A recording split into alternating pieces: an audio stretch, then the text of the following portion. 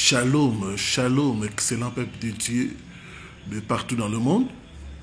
C'est encore moi, votre serviteur, le révérend Paul Richard Pandi. Je viens d'abord vous souhaiter mes meilleurs vœux pour l'année 2025, de bonheur, de paix, de santé et d'accomplissement.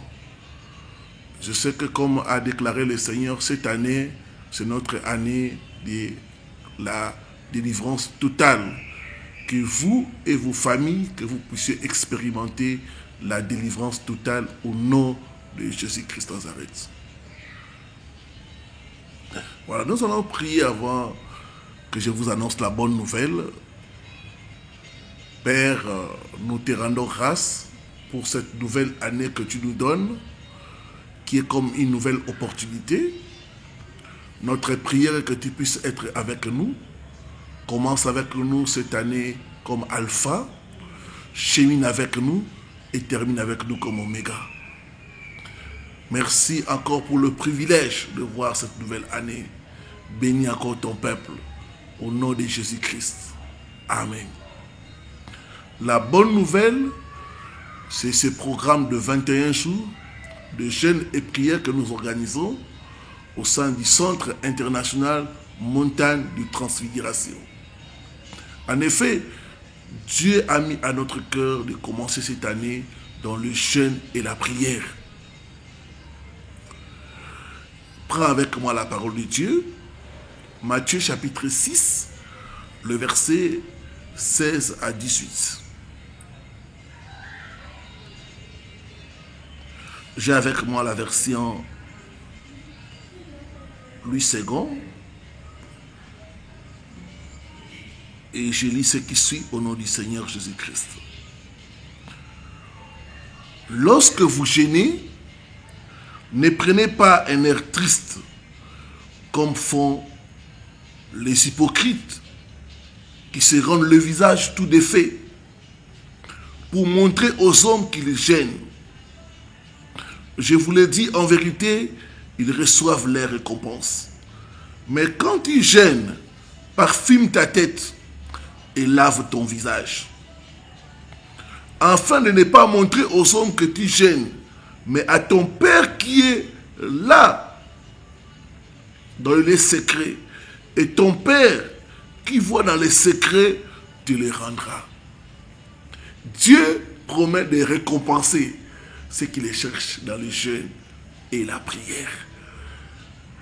Jésus n'est pas contre le jeûne et la prière. Lui-même, il a commencé son ministère par un jeûne de 40 jours.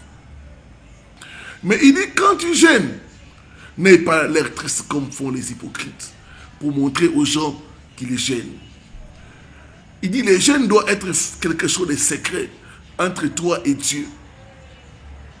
Quand tu le fais bien, dans la discrétion, quand tu le fais bien, dans l'humiliation, Dieu te les rendra. Nous voulons en effet, pendant ces 21 jours de jeûne et prière, du 12 janvier au 2 février 2025, prendre du temps pour chercher la face de Dieu. Nous voulons pendant ce jeûne demander l'accomplissement de prophéties pour l'année 2025. Paul a dit à Timothée, ne te réjouis pas des bonnes prophéties que tu reçois. Combat le bon combat de la foi. Pendant le 21 jours, nous allons combattre le combat de la foi pour que ces promesses puissent se réaliser pour nous, nos enfants et nos membres des familles. Ça sera du temps aussi pour nous rapprocher plus de Dieu, pour être réarmés spirituellement afin de faire face aux défis de 2025. En effet, pour beaucoup, 2024 a été une année difficile. Les objectifs non atteints, les projets abandonnés. Nous voulons pendant ces 21 jours dire que 2025 ne sera pas la répétition de 2024. Nous voulons briser les cycles de malheur et proclamer un nouveau cycle. Les thèmes retenus pour ce programme, c'est la délivrance totale. Dieu veut que nous puissions être délivrés dans tous les domaines. Pas seulement spirituellement. Il veut aussi que nous puissions être délivrés financièrement. Il veut aussi que nous puissions être délivrés sur le plan marital. Il veut aussi que nous puissions être délivrés au niveau de notre âme. Il dit, je souhaite que tu prospères à tous égards comme prospère l'état de ton âme. Il y a des gens dont leur âme est fragmentée. Il y a des gens dont leur âme est brisée. Pendant ces 21 jours, nous allons traiter tous ces problèmes-là. La délivrance dans sa totalité, c'est la pensée de Dieu pour cette année 2025. Alors nous allons faire les jeûnes bibliques. Le jeûne biblique consiste à s'abstenir de manger dans un but spirituel. Le jeûne biblique n'est pas un régime. Le jeûne biblique n'est pas la grève de faim. C'est un temps où une personne se prive de la nourriture pour chercher Dieu, pour se rapprocher de Dieu. Les jeûnes ne bougent pas Dieu, mais les jeûnes nous bougent parce que nous crucifions notre chair.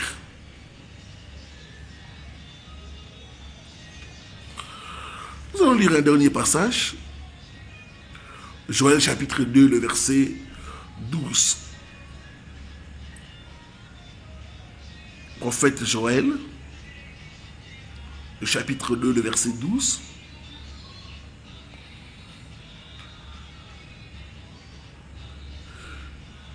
Mais encore, dit l'Éternel, revenez à moi de tout votre cœur, avec des jeûnes, avec des pleurs et des lamentations.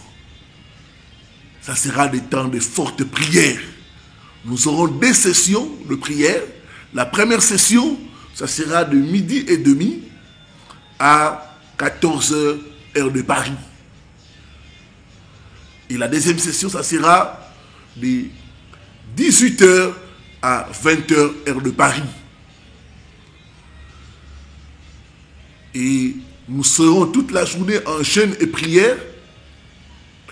Et après la session de 20h, nous pourrons prendre notre repas habituel. Pendant le jeûne, les gens sont libres de prendre de l'eau, du jus, de la soupe pour ceux qui sont dans les différents régimes et de continuer, mais à ne pas manger. Vous pouvez prendre des liquides, mais ne pas manger jusqu'à la prière de 20h. Le jeûne, c'est un temps de sacrifice. Le jeûne, c'est un temps où on s'abstient des distractions et autres choses.